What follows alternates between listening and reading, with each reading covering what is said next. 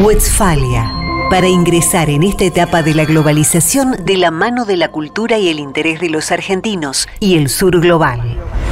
Una emisión del Grupo de Comunicación y Política Exterior del Consejo Argentino para las Relaciones Internacionales, CARI, el primer think tank de la política exterior.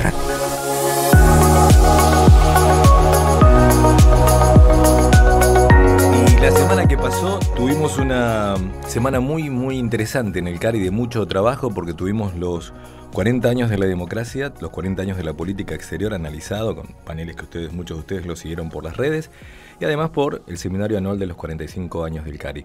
Pero no terminó ahí. Además tuvimos una renovación de autoridades, ¿no? que va a ocurrir dentro de poco, pero ya tenemos presidente electo del CARI, alguien que se ha dedicado a la academia mucho y a entender a la política desde hace años. A pesar de su juventud, digamos que juventud es, como decía un viejo dicho brasileño, aquellos que tienen 10 años menos que uno. Así que espero que no sea tan así, pero sí. ¿Cómo le va el nuevo presidente electo del CARI, Francisco de Santibáñez? Hola Guillermo, muchas gracias por la invitación. Francisco, lo que no recordamos es la edad que tenía exactamente el embajador Carlos Muñiz cuando fundó el CARI allá lejos hace tiempo. Hace 45 años, pero seguramente vos sos el presidente más joven que va a tener el CARI, por lo menos en su historia hasta ahora. Así es, voy a ser el cuarto presidente. Primero estuvo muchos años Carlos Muñiz, el fundador del CARI. Le siguió Adalberto Rodríguez Giavarini y José Octavio Bordón, al quien acompañé como vicepresidente estos últimos 3 años. Así que es un desafío enorme y un gran privilegio. ¿Hace cuánto que entraste al CARI, que estás en el CARI? Al CARI creo que entré hace 7 años aproximadamente a un grupo de trabajo, y al comité ejecutivo entré hace 6 años. Estuve primero de tesorero, después pasé a ser secretario general, ahora vicepresidente y en unos días presidente. Así que creo que soy la única persona que ocupó todos los cargos ejecutivos en bueno, el country. Que hiciste el curso Honorum. Así es. Así que completo, así es. El curso Honorum completo. A ver, para que los que te googleen, ¿qué libros escribiste? La Argentina y el Mundo fue el primero hace ya más o menos 10 años. Hace 7, 8 años. Sí. Después, uno que a mí me encantó el título, La Rebelión de las Naciones. Exacto. Que ya preanunciaba lo que ocurrió después con Trump, esas globalizaciones nacionalistas, una contradicción, pero que están ocurriendo, que han ocurrido. Después, no hace mucho ya, La Argentina, después de la tormenta. Sí, que ese libro es una recopilación en parte de artículos que publiqué semanalmente en Infobae, y de 2 diálogos que tuve, uno con Francis Fukuyama, de hecho fue un diálogo que tuvimos en el CARI, y el otro con Facundo Manes. Exacto, el diálogo de Fukuyama lo pueden googlear, está todavía en las redes del CARI, en CARI Web TV, en YouTube. Y ahora está en parrilla, ya saliendo, Pensamiento Estratégico, ¿en qué es? ¿Cómo es? Pensamiento Estratégico en Argentina, que es básicamente el resultado de un curso que hace 5 años vengo dando con un colega en la Universidad Austral, la maestría de Políticas Públicas, que intenta reflexionar sobre la influencia que ha tenido el pensamiento estratégico, la falta de pensamiento estratégico en el desarrollo del país, tanto en lo económico como lo que se refiere a la política exterior,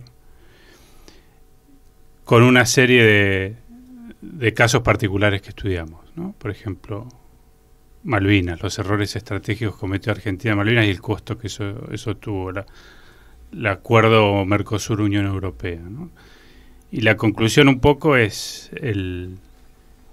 que una de las razones que explican la decadencia argentina es esta falta de pensamiento estratégico desde la clase dirigente argentina, la dirigencia que por la polarización que ahora estamos viendo en todo el mundo y una serie de razones no ha podido mantener políticas de Estado en muchas áreas, y creo que muchos coincidimos que la política exterior argentina es un ejemplo de eso. Como mencionabas, también tuvimos el seminario en el CARI reflexionando sobre los últimos 40 años de política exterior argentina, Y algo que uno nota son los cambios constantes en ciertas temáticas en la política exterior y los costos que eso ha tenido para nuestro país.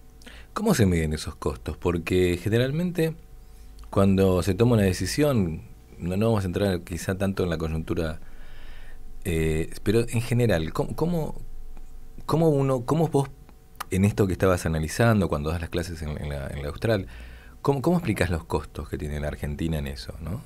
En términos concretos? ¿Es en mayor puntos de deuda, en mayor pobreza? En el área económica creo que sí. Es muy claro los problemas que enfrentamos, la falta de estabilidad macroeconómica. De hecho, eso limita mucho la política exterior, que creo que fue otra de las conclusiones del seminario. Pero te doy otro ejemplo más claro, que es el de Malvinas, ¿no? Uh-huh. Hay un consenso respecto a la necesidad de recuperar la soberanía de las islas, pero no hay un consenso respecto a cómo avanzar con una estrategia concreta. Y hay cambios constantes entre los gobiernos, y si uno analiza la evolución del conflicto, Argentina no ha hecho progresos concretos, y yo creo que mucho tiene que ver con la falta de consenso sobre una estrategia que debemos llevar adelante, y eso nos daría mucha mayor influencia y capacidad de avanzar en una discusión y una negociación que por supuesto va a llevar mucho tiempo. Pero el caso de Malvinas me parece que es muy claro respecto a los costos que tiene para la política exterior la falta de consensos a la hora de llevar una estrategia adelante. Tenemos quedó así el nuevo comité ejecutivo del CARI. Presidente Francisco Santibáñez, vice Carola Ramón, secretario general Lila Roldán Vázquez, la embajador, y tesorera Victoria Costoya. Más o menos acá ya hay una mezcla de diplomáticos y personas que tienen que ver con la academia. Sigamos.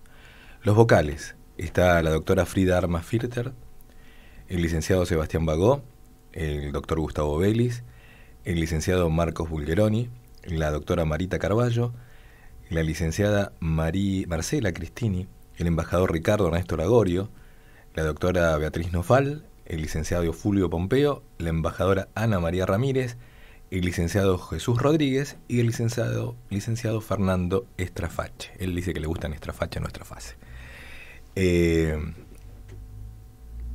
Hay de muchos partidos políticos, mucho pluralismo y también diplomacia y academia. Kissinger decía que cuando uno, en las memorias, que cuando uno está en la función pública, la función pública te saca todo tu capital intelectual y que tenés que usar los periodos que no estás en la función pública para poder crear nuevas estrategias, entender el mundo y volver. ¿Cómo ves en esa idea de Kissinger en este gran, ¿cómo se dice? Bien balanceado comité ejecutivo que tenemos ahora, con vos presidiéndolo? La verdad que estoy muy contento con el comité ejecutivo porque refleja el espíritu del CARI, ¿no? Y uno de los principios es la pluralidad y el diálogo. Y en primer lugar, los miembros del comité ejecutivo están totalmente de acuerdo y lo han mostrado en su carrera, la voluntad de dialogar, de llegar a consensos, que como decía antes, me parece que es muy necesario en el mundo actual. Y por el otro lado, el pluralismo. Tenemos gran diversidad, mencionabas vos, por supuesto, la presencia de políticos con experiencia y con experiencia en política exterior, de 3 partidos distintos. Tenemos académicos, tenemos embajadores de carrera, tenemos el caso de Frida, que no es diplomática de carrera, pero ha trabajado mucho en Cancillería. Con grandes éxitos. Y también, con grandes éxitos, que ahora ha sido elegida jueza del Tribunal Internacional del Mar. Entonces creo que hay un balance muy positivo y, como mencionabas antes, también hay una renovación generacional en muchos de los cargos directivos, pero aproximadamente 2/3 partes de los miembros del comité ejecutivo tienen un nivel de seniority, de experiencia muy, muy grande. Yo creo que eso refleja también lo que estamos buscando, que es el diálogo intergeneracional dentro del CARI que se está dando.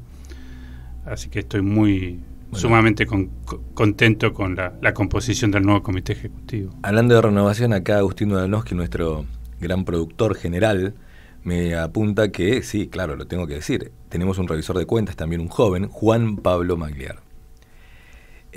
¿Cómo ves? Había siempre el ex canciller Rodríguez Giavarini, que fue presidente del CARI mucho tiempo y es con quien vos tenés una muy buena relación, se enojaba mucho cuando algún periodista o alguien le decía, se enojaba, bueno, él nunca se enojaba porque como buen diplomático o ex canciller sabía manejarlo, cuando se decía que el presidente del CARI era un canciller en las sombras, ¿no? ¿Por qué? Porque, más allá que no lo es, genera cierta confusión de roles. Pero aprovechando, si se quiere, el estereotipo, que no es el correcto, sí la idea de que es alguien que tiene que entender el mundo, ¿no? ¿Por qué estaba ese error? Porque es alguien que tiene que entender el mundo, entender a la Argentina en ese mundo. Entonces es muy importante cómo estás viendo vos ese mundo hoy, cómo ves a la Argentina en ese mundo, si se quiere, no solo en la coyuntura, sino en la estructura que se está creando en este orden internacional. Exactamente, porque una de las funciones del CARI es precisamente ayudar a entender el mundo desde la perspectiva argentina. Y estamos en una transición en el sistema internacional, donde se vienen produciendo cambios de gran magnitud en distintos órdenes, en lo geopolítico, con las disputas estratégicas, principalmente entre Estados Unidos y China, pero también cambios sociales dentro de los países que después se ven reflejados en la política exterior, la polarización política, el surgimiento de nuevos liderazgos, la falta de confianza muchas veces en instituciones tradicionales y por supuesto también los cambios tecnológicos, que quizás son los más difíciles de predecir el impacto que va a tener en la política exterior, en la política internacional, la economía internacional, pero ya estamos viendo, por ejemplo, el surgimiento de la inteligencia artificial, cómo eso puede destruir cierto tipo de trabajos, cómo la automatización destruyó otros y eso generó un malestar que después ayudó a que se produzca el Brexit o la elección de Trump. Y en un contexto de tanta incertidumbre como pocas veces hemos tenido, o sea, al menos desde que se creó el CARI, un rol fundamental es a través de nuestros miembros. Tenemos muchísimos miembros en el CARI que dedican su tiempo a analizar, estudiar la situación internacional en distintos comités. Creo que ese es un gran servicio que le podemos prestar a la sociedad argentina y a la dirigencia argentina, ¿no? Entonces hay que, me parece, identificar estas tendencias, actuar rápidamente en base a esas tendencias, porque los países que se dejen estar, que no definan un rumbo, una estrategia en ciertos puntos, ciertas temáticas claves, van a pagar un costo muy alto. Lo estamos viendo ahora con el cambio climático, por ejemplo, que es otro de estos fenómenos que necesitamos estudiar y tener una estrategia muy clara desde el gobierno, pero también desde la sociedad civil, y ahí es donde el CARI juega un rol fundamental, aprovechando también las relaciones que tenemos con los think tanks del exterior, ¿no? Eso es algo que es un proceso muy largo, de muchos años, pero ese diálogo, esa interacción nos permite, nos pone en una posición ideal para entender los cambios que están ocurriendo en el mundo. Vamos a hacer una pequeña pausa porque esto sigue teniendo ritmo radial. Nuestro gran Germán Chipolla nos pone la cortinita, tomamos agua y seguimos.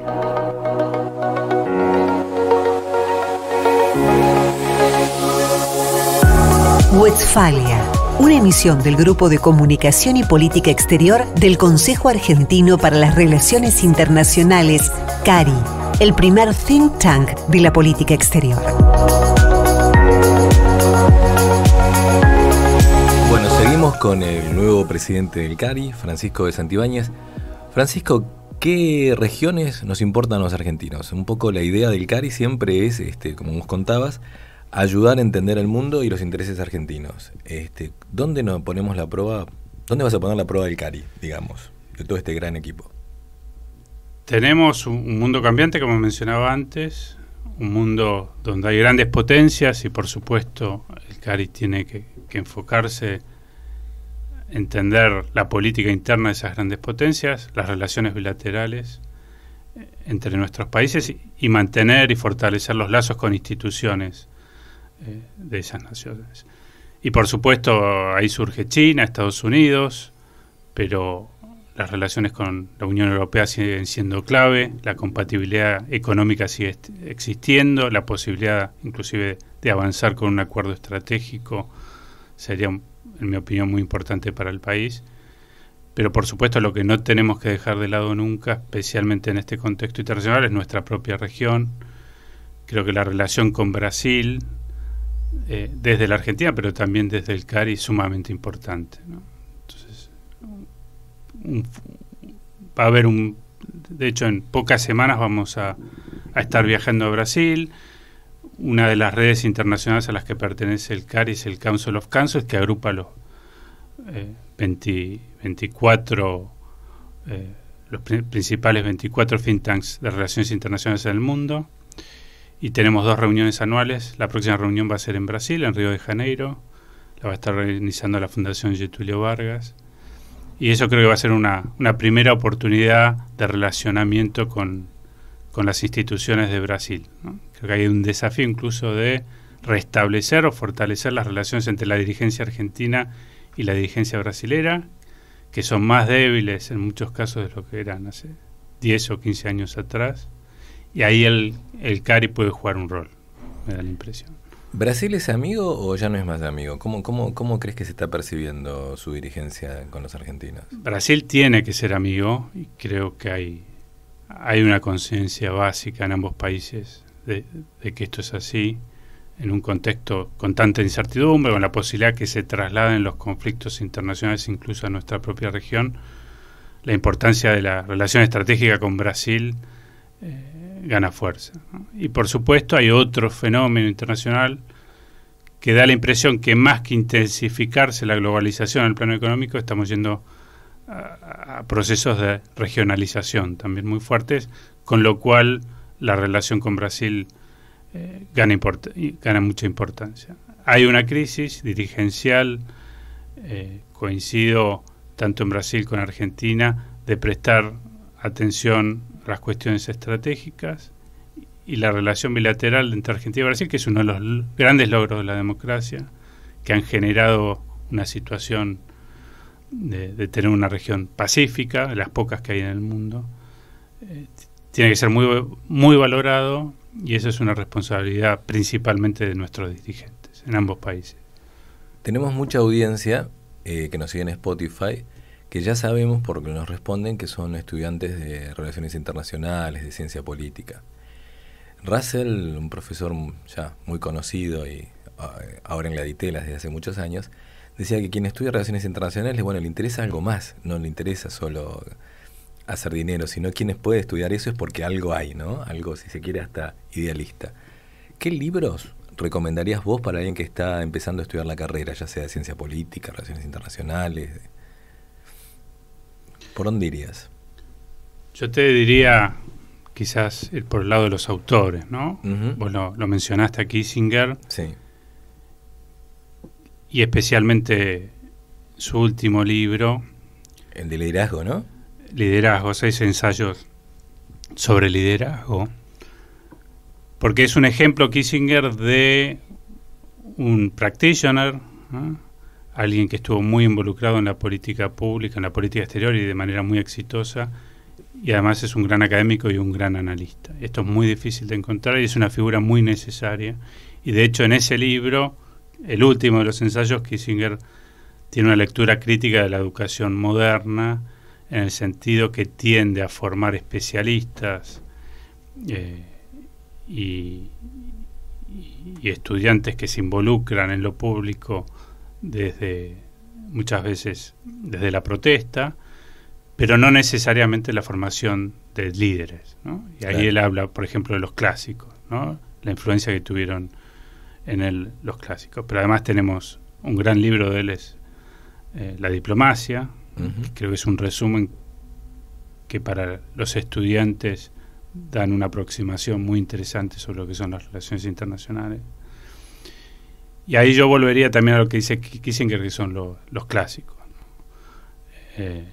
Tucídides, Maquiavelo, que son libros que tienen distintas lecturas posibles, son libros que hay que leer más de una vez y que explican fenómenos estructurales de las relaciones internacionales, como lo puede ser Walt u otros autores más modernos, pero también nos ayudan a entender la condición humana, ¿no? Y cómo detrás de las relaciones internacionales las sociedades, los individuos también juegan un rol sumamente importante. Entonces yo diría, mi principal consejo es estudiar lo que nos dan a estudiar en la universidad, los autores más científicos, más actuales, pero nunca olvidarse del valor que tienen los textos clásicos. Exactamente. Entonces, ¿y qué libros te marcaron a vos cuando te iniciaste? ¿Por qué fuiste para este lado de la, si se quiere, de la ciencia política? Algunos, está esa discusión, si las relaciones internacionales son una rama de la ciencia política o ya tienen estatura. Discusión para otro momento. Pero más allá de eso, porque la verdad es solo casi hasta una visión ontológica, para vos, ¿cuáles son los que te marcaron a vos que te decidieron ir para ese lado, ¿no? ¿Cómo no fue? A ver, no sé, estabas leyendo... Hay dos libros que me impactaron mucho. El fin de la historia de Fukuyama fue uno, y más allá de su tesis central, por esto que mencionaba antes, de su interpretación de autores clásicos llevados al presente, cómo nos pueden ayudar a entender el fenómeno actual, el descontento posible con el liberalismo. Cuando Fukuyama escribió esto, ya se iniciaba la etapa de la hegemonía de Estados Unidos, el triunfo del liberalismo, pero él ya encontraba algunos gérmenes de lo que podría ser una protesta, un movimiento en contra de este proceso, y él lo identificaba con Nietzsche, ¿no? La figura de Nietzsche, el último hombre, el hombre que siente que perdió la pasión, el deseo de ser más que el resto. Y ya leyendo ese libro uno podía empezar a ver lo que vino después, ¿no? Estos últimos años. Otro gran libro, y es un gran escritor, es Samuel Huntington, Choque de Civilizaciones. De la misma época, sí, sí. De la misma época, me acuerdo en los cursos universitarios, al menos cuando yo estaba estudiando en Estados Unidos, eran estos, en las materias de introducción a las relaciones internacionales, para entender el debate actual, eran dos textos que siempre estaban presentes.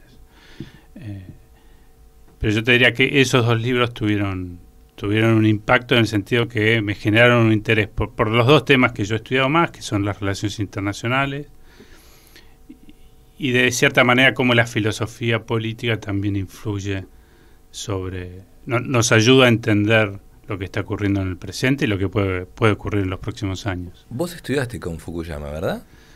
Yo estudié en la universidad en Johns Hopkins, en SAIS, la Escuela de Relaciones Internacionales en Washington. Tomé varios cursos con él y después mantengo hasta el día de hoy una relación de amistad. Vino a Argentina varias veces. Creo que sigue siendo una persona fascinante, sumamente humilde, capaz de recapacitar sobre las que eran algunas de sus tesis y replanteárselas. Parece que es uno de los grandes intelectuales. También recomendaría el debate intelectual en Francia. El debate intelectual de las relaciones internacionales en Estados Unidos creo que es por lejos el que está siempre más avanzado, el más interesante, pero en lo que es filosofía política, incluso cómo eso puede influir sobre lo que está ocurriendo en el mundo, el debate intelectual en francés sigue siendo sumamente interesante. Santibáñez, denos nombres, ¿quién puede ser? Yo recuerdo a Guy Sorman, pero no, ¿quién más puede ser? No, te diría que es... La Escuela de Relaciones Internacionales francesas es interesante, está más basada en la sociología, ¿no? Uh-huh. Yo iría más por el lado de los autores de filosofía política que están presentes en el debate público, ¿no? Esto puede ser, por supuesto, leer las obras, pero también estar atento a las discusiones, los medios franceses, los diarios franceses. Creo que ahí es donde encontramos mayor riqueza en el debate público europeo, seguramente. Pero no hay... Me parece que una buena estrategia para tener distintas fuentes es no limitarse a la discusión en un determinado país. Que en las relaciones internacionales tenemos la tendencia a focalizarnos solamente en Estados Unidos, que es por lejos sistema universitario de ideas, de think tank más avanzado en el mundo, pero no por eso tenemos que descuidar el pensamiento estratégico que tiene en otros países. Bueno, el otro país sajón que tiene también una gran tradición es donde está Chatham House, ¿no? Ahí también creo que hay una historia. Exactamente. Ahí los británicos tienen, que yo fui a estudiar mi doctorado a King's College en Londres, tienen una tradición muy fuerte de las relaciones internacionales asociadas con la historia, ¿no? Los franceses con la sociología, los Estados Unidos muy influenciados por la economía, por las ciencias duras. Y como mencionás vos, es sumamente interesante. A mí me tocó estar cuando estudiaba allá en un departamento de estudios de la guerra, se llamaba, la mitad eran historiadores, la mitad politólogos, y tienen esa particularidad de estar en contacto permanente con la historia, ¿no? Y creo que esa es una ventaja comparativa que tienen los británicos en su tradición para entender las relaciones internacionales, que es sumamente interesante. El embajador Mariano Causino, cuando escuche eso, va a estar reivindicado, porque tuvimos un programa con él donde él insistía con muy buen tino que para entender las relaciones internacionales la variable es la historia, ¿no? Una de las variables más importantes, ¿no? Obvio que no es la única, pero sí es la que nos abre. Tenemos, bueno, ya sabemos el pensamiento. Antes de seguir, es una cosa que me acabo de dar cuenta. Desde que Francisco de Santelices está en el CARI, nunca nos contó todo lo que ha estudiado. Por una cuestión, si se quiere, de humildad académica, en un lugar donde en muchos lados a veces los títulos son como heraldos, ¿no? El doctor, el magíster, etcétera, etcétera. Contanos, ¿qué es todo lo que estudiaste? ¿El doctorado? Todo. Te hago un resumen rápido de mi carrera, si querés. Yo trabajé un tiempo, cuando me recibí acá en Argentina, en la Universidad de Itela, en una serie de think tanks en Estados Unidos. Te diré que ese fue mi primer acercamiento al mundo de las relaciones internacionales. Y ahí me convencí que era lo que me gustaba, y estudié una maestría en Relaciones Internacionales en la Universidad Johns Hopkins, SAIS, en Washington, D.C., y después me fui a estudiar un doctorado al Departamento de Estudios de la Guerra de King's College.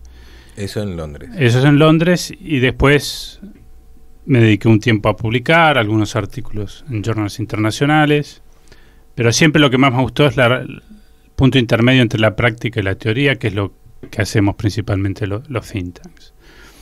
Y hasta el día de hoy soy fellow del Wilson Center, que es un think tank de Estados Unidos que se focaliza también en las relaciones internacionales.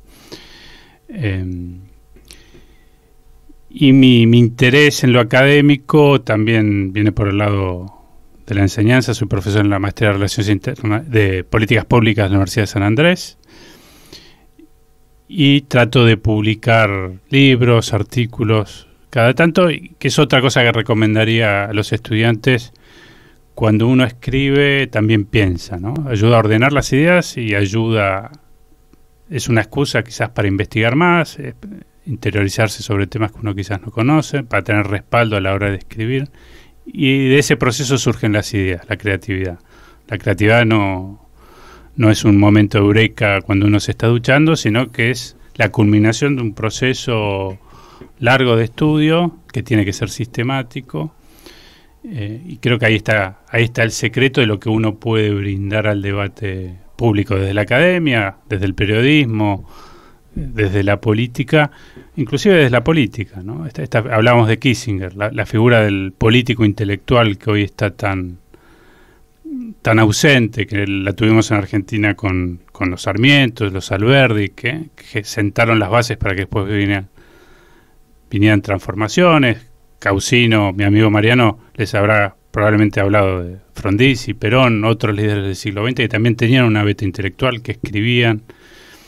Creo que eso es fundamental, ¿no? Y también es el rol de los think tanks generar conciencia sobre la importancia de tener individuos que se puedan mover entre distintos mundos, puedan conocer distintas realidades, la académica, la política, y creo que eso es una buena escuela de formación de liderazgos, que es algo que tanto necesitamos. Vamos con dos preguntas para terminar. Una es, tres en realidad, porque la última va a ser abierta.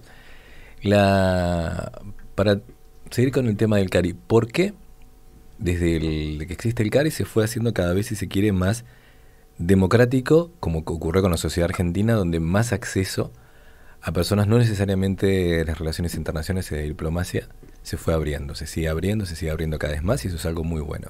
¿Por qué hoy la gente que está escuchando este podcast sería interesante que se acerque al CARI? ¿Qué le podemos ofrecer?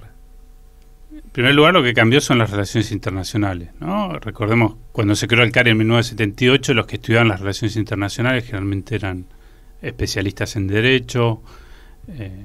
Había un interés, por supuesto, por el lado de los diplomáticos, algunos políticos que tenían un interés en las relaciones internacionales. Pero el crecimiento de la disciplina en Argentina ha sido enorme. Hay que ver la cantidad de carreras que tenemos en relaciones internacionales. Y hoy ya estamos viendo estas camadas de internacionalistas muy activas en distintos ámbitos de la sociedad argentina. Y el CARI en parte refleja eso, ¿no? Hoy tenemos muchos jóvenes académicos, muchos funcionarios, exfuncionarios, que les gusta esto de estar entre las ideas y la práctica. Y el objetivo es ser todavía más plural, ser más proactivo a la hora de buscar referentes de distintas áreas de la sociedad con un interés en las relaciones internacionales y generar ese interés, ¿no? Corremos el riesgo, como muchos países del mundo, de que tengamos dirigentes que quizás no conocen el mundo o no han pensado lo suficiente sobre la importancia que tienen las relaciones exteriores de un país.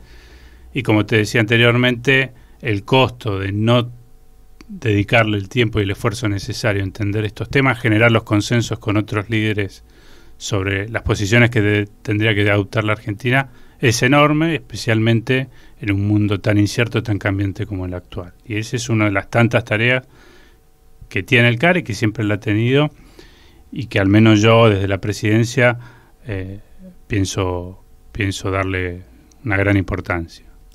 ¿Cómo ves?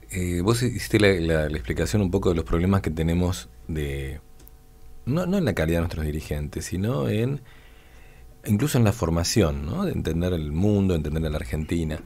Entonces, la pregunta es, ¿serías optimista, cauto optimista, algo pesimista? ¿Cómo sería desde el punto de vista de la estructura, de los recursos que tiene la Argentina de acá a los próximos 10 años? ¿Cómo estás viendo vos? La educación pública y privada sufre las consecuencias de las realidades que estamos atravesando, y eso por supuesto es un tema que genera preocupación, pero yo creo que lo que noto al menos en la juventud, en el interés, la buena disposición, el interés por empujar al país adelante sigue estando ahí, ¿no? En ese sentido soy optimista. Creo que hay una gran responsabilidad desde la dirigencia para aprovechar también las oportunidades, ¿no? Creo que me concentré bastante en muchas de la incertidumbre que generan los cambios internacionales, pero estamos viendo una demanda enorme por los activos que la Argentina tiene en términos no solo de commodities, sino también de recursos humanos en campos como la tecnología, que si nos acomodamos un poco, yo creo, a nivel dirigencial de generar estos consensos, brindar cierta estabilidad a la economía, una estrategia de política exterior, que la base yo creo que está para generar esa estrategia, no hay tantas diferencias. Tenemos una enorme posibilidad de experimentar un crecimiento económico que a la vez nos ayude a mejorar la educación y otras áreas tan necesarias, ¿no? Pero yo diría que soy optimista básicamente por los recursos humanos, por las nuevas generaciones, y la responsabilidad mayor sigue siendo la dirigencia de generar las condiciones para que esos recursos que tenemos, principalmente en lo humano, pero también en términos de recursos naturales, nos permita acercarnos al desarrollo y mejorar de esa manera el bienestar de todos los argentinos. Francisco, la última pregunta era la pregunta abierta. Tómate unos segundos para pensarla. Sos el cuarto presidente del CARI, con 2 ex cancilleres de presidente, un ex gobernador de Mendoza y embajador en otras sedes. ¿cómo te gustaría, de acá a 20, 30 años, no sé, digamos, a la historia, que sea tu paso en la presidencia del CARI? ¿Cómo te gustaría ser recordado? Cada uno de los presidentes que te han precedido tienen una marca de cómo han pasado en el CARI, que han dejado. ¿Vos cómo te gustaría? Tómate unos segundos si querés. A mí me gustaría cumplir con mis dos objetivos de un plan estratégico que estamos elaborando desde el Comité Ejecutivo. El primero es la modernización del CARI, en el sentido de que hay una necesidad de adaptarse al mundo actual, desde lo digital, desde la infraestructura, desde las publicaciones, desde tener mayor incidencia, del relacionamiento del CARI con la dirigencia, no solo con el gobierno de turno, no solo con la Cancillería, con la cual el CARI tiene una relación histórica, y como la tienen las cancillerías de los principales países del mundo, que tienen su think tank dentro, fuera, pero think tanks como el CARI juegan un rol fundamental en la diplomacia de un país.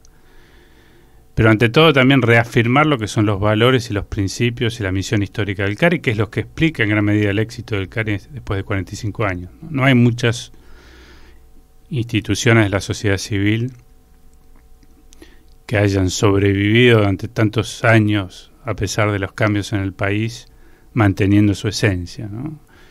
Y esa esencia yo creo que es la clave del éxito, en términos de valores, de pluralismo, de búsqueda del diálogo, búsqueda de los consensos, de entender el mundo desde la perspectiva argentina, y la misión de apoyar a la dirigencia, a toda la sociedad a entender el mundo que tenemos, pero también ser un punto de unión, de encuentro entre los dirigentes argentinos. Creo que eso es esencial. Y si logramos modernizar el CARI, que sea más efectivo a la hora de cumplir sus objetivos, pero sin perder nunca sus valores, sino reafirmando sus valores, ahí voy a considerar que fue exitoso mi paso por el CARI. Francisco Santibáñez, muchas gracias, presidente electo del Consejo Argentino para las Relaciones Internacionales. Seguimos después con Agustín y ya nos vamos.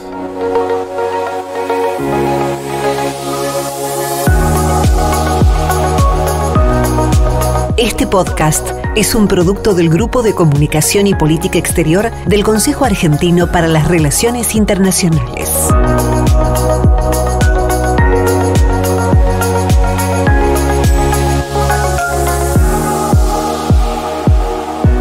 Ahora, Derechos Humanos Ya, con Agustín Ulanovsky. Agustín Ulanovsky, ¿qué le pareció la charla con nuestro nuevo presidente? ¿Cómo estás, Guillermo? No, bueno, muy interesante, y la verdad que yo había leído el libro de él, Riqueza de las Naciones. Sí. De hecho, el año pasado tuvimos una reunión con un grupo de investigadores sobre la temática de derechos humanos, y el libro de él es muy interesante en tanto refleja los derechos humanos justamente en las relaciones internacionales desde una visión realista y esas tensiones propias que genera, y como decías vos en la entrevista, se adelantó a algunos debates que hay hoy por hoy. Hoy por hoy muchos líderes nacionalistas, más de extrema, digo, por ejemplo, el caso más patente, Víctor Orbán, pero desde Hungría. Claro, desde un nacionalismo se critica los derechos humanos porque se atenta contra esa visión que se tiene nacional. De hecho, Víctor Orbán habla de la democracia iliberal, ¿no? Y creo que Francisco en ese libro adelantó una época que hoy estamos viendo, y que bueno, es un debate obviamente en relaciones internacionales. Qué cosa, que desde la época... Kant había escrito en no sé cuándo, creo que en 1700, alguien que sabe me lo va a decir, que ya cuando se vulnera un derecho universal, el derecho de una persona, se vulneran los derechos humanos de toda la humanidad. Todavía tenemos que estar discutiendo si los derechos humanos son universales. Qué cosa. Así es, por eso también tenemos esta columna. Exacto. Justamente para seguir promoviendo los derechos humanos como un eje de las relaciones internacionales. Doctor Ulanovsky, ¿sabe qué necesitamos? A mí me gustaría que hagan otra columna. ¿Se acuerda del derecho, el tema de genocidio? El tema de crímenes contra la humanidad, que se gestó, si mal no recuerdo, después de Nuremberg, todo ese debate. Me gustaría que nos explique en otra ocasión la diferencia de crímenes contra la humanidad, de genocidio, qué es y qué no es. Eso creo que es interesante. Bueno, me llevo tarea para el hogar. Llévese tarea para el hogar, que ya bastantes pocas cosas hace. Nos vemos en una semana. Gracias, Germán, como siempre, en esto que es Westfalia. Gracias por quedarte hasta el final. Los esperamos en las diversas plataformas de podcast y en las redes del Consejo Argentino para las Relaciones Internacionales. Las podés encontrar en www.cari.org.ar. Este podcast es un producto del Grupo de Comunicación y Política Exterior del Consejo Argentino para las Relaciones Internacionales.